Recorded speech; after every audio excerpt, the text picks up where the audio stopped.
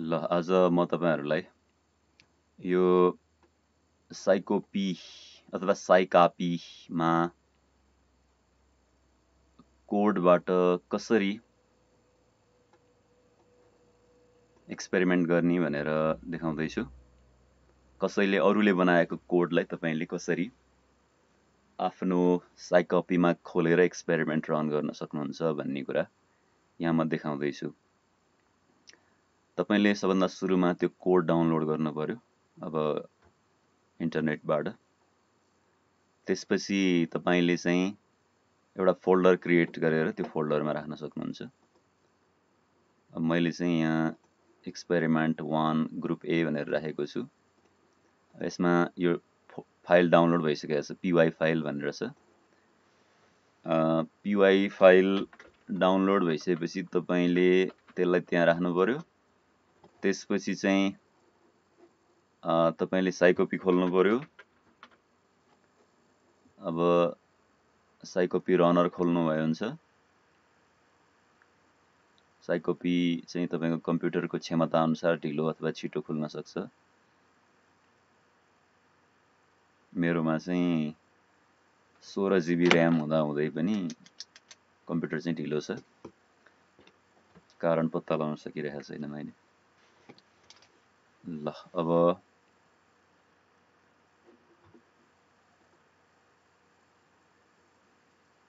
यो खुलेपछि अनि कुरा हुन्छ। ल खुल्यो। खुलेपछि यसलाई तपाईले यो दाहिनेपट्टि भएको सो कोडर भनेर कोडरमा जानुपर्ने हुन्छ। कोडरमा गइसकेपछि तपाईले फाइलमा जानी अनि ओपनमा जानी।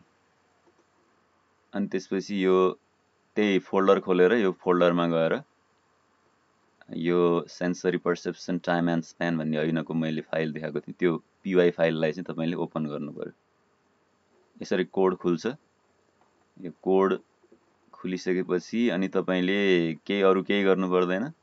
सिम्पली यो डेस्कटप माथि यो हरियो बटन छ, हरियो बटन अथवा डेस्कटप रन गर्नुस् गर भनेर भन्नु पर्यो। एकछिन घुम्छ। तपाईको पहिलो चोटी खोल्दै हुनुहुन्छ भने स्क्रिन फ्रेमहरु चेक गर्छ। अनि यहाँ प्रम्प्ट दियो तपाईको पार्टिसिपेन्ट इन्फो भनेर दियो। यसमा चाहिँ चारवटा चीजहरु सोधेको छ। एक्सपेरिमेन्टर नेम, कसले गरिरहेको एक्सपेरिमेन्ट त्यो चाहिँ मान्छेको नाम लेख्नु पर्यो। अनि ट्रायल नम्बर, कति चोटी पहिलो चोटी हो कि दोस्रो चोटी हो कि तेस्रो चोटी। ल तेस्रो चोटी हो भने 3 लेख्नु पर्यो। अनि अब पार्टिसिपेन्टको सेक्स के हो, मेल हो कि फिमेल हो। अनि एज कति हो। ल एज चाहिँ यति छ भने ओके गरौँ। एक्सपेरिमेन्ट सुरु हुन्छ। अब एक्सपेरिमेन्टमा चाहिँ यस्तो इन्स्ट्रक्सन्सहरु दियो। Press any key to begin भनेर भन्छ।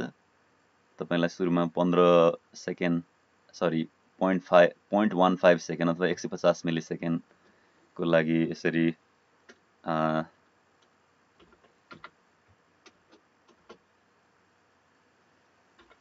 स्टिमुलाइहरु देखाउँछ।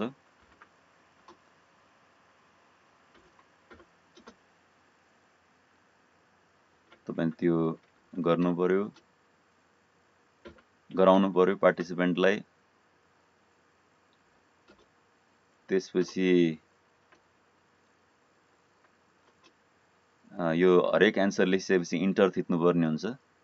अनि यहाँ प्रेस एनी की भनेको ठाउँमा त जुन की थिचे पनि भयो। तर एन्सर लेखिसकेपछि चाहिँ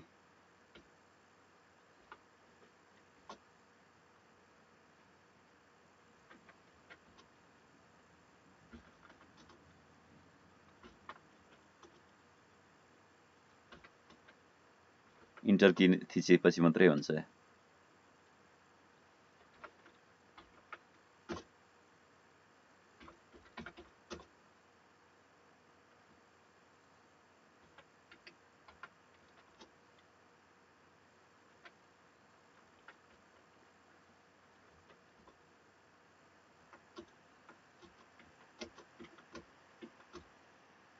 ल यसरी लास्टमा फिडब्याक पनि दिन्छ। यो दोस्रो कन्डिसनमा चाहिँ 0.45 सेकेन्ड अथवा 450 मिली सेकेन्डको लागि यो देखाइएको थियो हैन। अनि यहाँ स्पेस थिचिसकेपछि यो बन्द हुन्छ।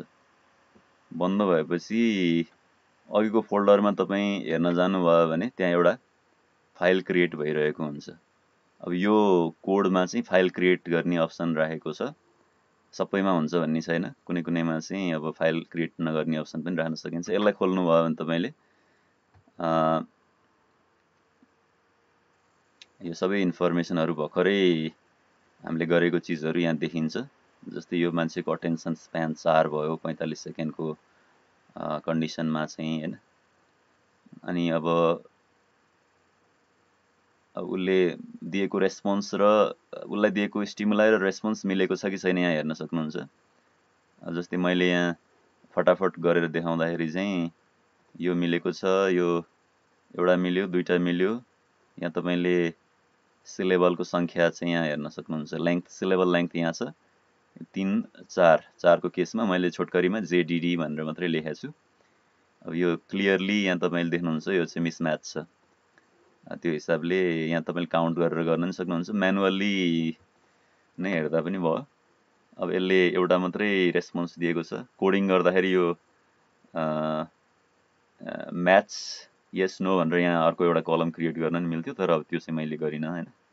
अलिअलि मेहनत विद्यार्थीहरूलाई पनि छोड्नुपर्छ भनेर। ल अब यो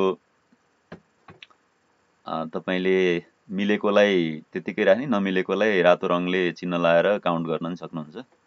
टेक्निकहरू लाउन सक्नुहुन्छ। यसरी फाइल क्रिएट हुन्छ। अब यो फाइलमा यसरी तपाईँले एकचोटि गर्दा एउटा फाइल बन्यो, 5 चोटि गर्दा 5 वटा बन्छ, 2 जनासँग गर्दा 10 वटा फाइल बन्छ। यो 10 वटा फाइल चाहिँ अब तपाईको आउटपुट हो। तिनीहरूबाट अनि एनालिसिस गर्नु पर्यो।